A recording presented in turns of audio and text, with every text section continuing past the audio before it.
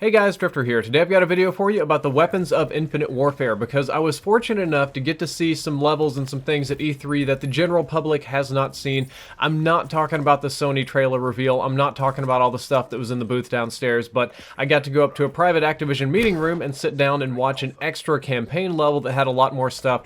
And the most interesting thing about this level was all of the crazy new guns and stuff they were showing off. So I'm going to focus today on the guns, grenades, and gear of Infinite Warfare that I got to see. So it was a single-player level. I believe it was the very first level in the game because it was an attack on Geneva, Switzerland. The civilian population got bombed, decimated, huge mess, you know, smoke clouds roll in, fire, and you have your guys struggling for survival and all that sort of stuff. So I'm guessing this was the level that came just before the one you saw in the trailer.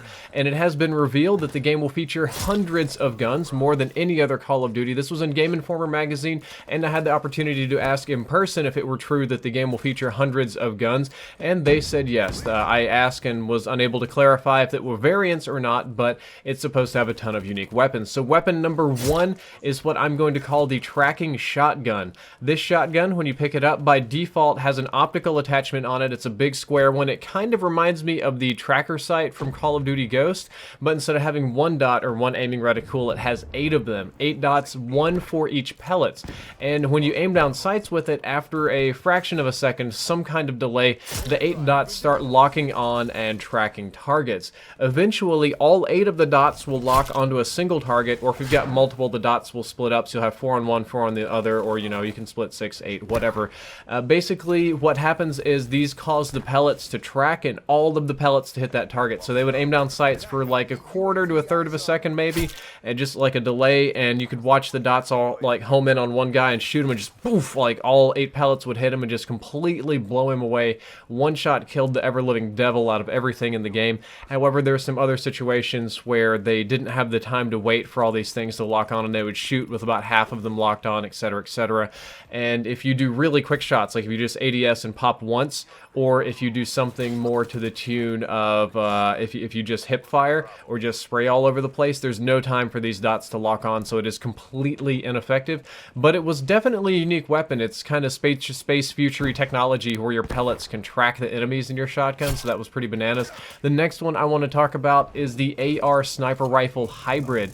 It started out looking like a basic normal DMR sniper. You know, you aim down sights, you pick off bad guys at a distance. In campaign, it would one-shot kill all the campaign bad guys, I think 2 on the robots, and they had the dual render scopes returning from Call of Duty Ghost, so those are back, you know, the blurry thing and the very specific scope in the center. However, after maybe 30 seconds to a minute into the campaign, the person playing flipped the scope to the side, much like in the other trailer, and used iron sights, but instead of firing like a DMR or a sniper rifle, it just went fully automatic and fired like an assault rifle. The assault rifle component did significantly less damage, but it was still very accurate and killed the campaign bad guys relatively quickly. And for the rest of the level, that was like their primary weapon, and they swapped back and forth as needed between assault rifle mode and sniper rifle mode. And I don't know why or how this works, especially with physics, but I'm just going to assume future space technology, but it did more damage in sniper rifle mode despite having the same ammo in the magazine. Like when you swap over and you shoot one sniper round, it only takes 1 of your 30 from the magazine, then you swap over to AR and you spray all over the place, but not quite sure how that worked, and I'm not sure if either of these guns will see the light of day in multiplayer or not. Some of them probably will. That's been my experience in the past, is that some of the guns from the campaign carry over and some do not. Those were definitely the 2 most unique weapons that I saw on display in this bonus level, but there were some others that I would also like to talk about. This is going to be the first grenade, and it's a spider grenade. Now, you probably saw in the campaign trailer they have low gravity grenades and stuff like that, but this is a grenade you pick up and you hold in one hand. It's kind of big, but it's like a ball, but it's got 8 spider legs attached to it, and you throw this thing, and whatever it hits, it sticks to briefly, and then the spider legs go crazy, and it starts walking toward your enemies and blows up after about a 2, maybe 3 second timer. So it's got a normal grenade timer, but it'll run over and on any surface and detonate near enemies. It's pretty much designed to be useful in any gravity situations. It's not really that you know, amazing or unique of a weapon when you're on ground in regular gravity, right? You can just chunk a regular grenade. However, if you wanted to in space, you can just throw it and hit whatever surface they're on, and instead of bouncing off and floating away, it like sticks to that surface and then runs at them really fast and blows them up. It's basically a tracking grenade, and it does a lot of damage. It like chunks people, like it jumps on them, and the little metal claws like dig into their chests, and they scream and try and rip it off, and then it blows up and blows them up into little bits, and little chunks go flying everywhere. Satisfying. Hopefully not in multiplayer, that'll drive me bananas. They have a hacking component and some abilities very similar to what Black Ops 3 had. In this instance, I believe we hacked a drone, and at one point there was a enemy dropship flying overhead that had a whole bunch of enemy AI, like a whole bunch of chappies and robots in it. And you were able to swap vision modes, like your guy moved up and touched his eye, and you got this weird sort of x-ray vision.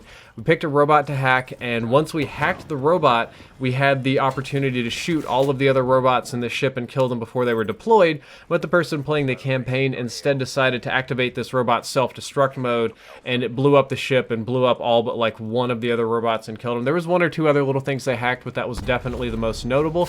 And we have spaceship combat. That's not exactly a big hypey reveal. We've known about that for almost a week now. Many of you have seen the gameplay at E3, and you're familiar with the fact that you fly a spaceship in this game. However, I did some asking around and some double checking, and I got to see it up close and personal, you know.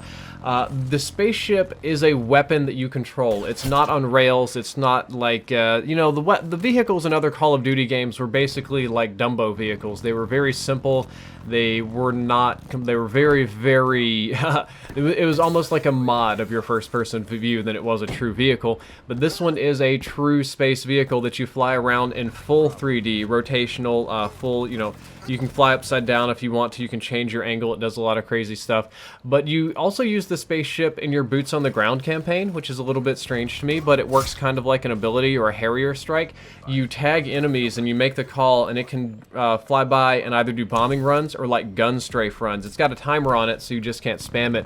But like when there's a whole bunch of bad guys, your ship just kind of like follows you around and does its AI thing, and you can call it in and it'll make like a pass and kill them, and then you like grappling hook off onto your ship and fly away and stuff. It's kind of crazy, but you fly it in the space levels like an actual fighter pilot would, like a flight simulator, you know, kind of like Battlefield and these other sort of games.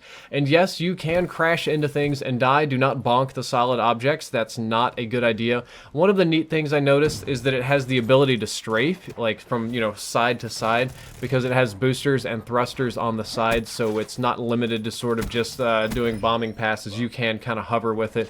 And as far as I could tell, I looked really closely at the levels that we got to play, and there appeared to be lots of upgrade slots, a lot of different kind of weapons you could use, a lot of defensive things and upgrades, and there's just a lot going on with the HUD.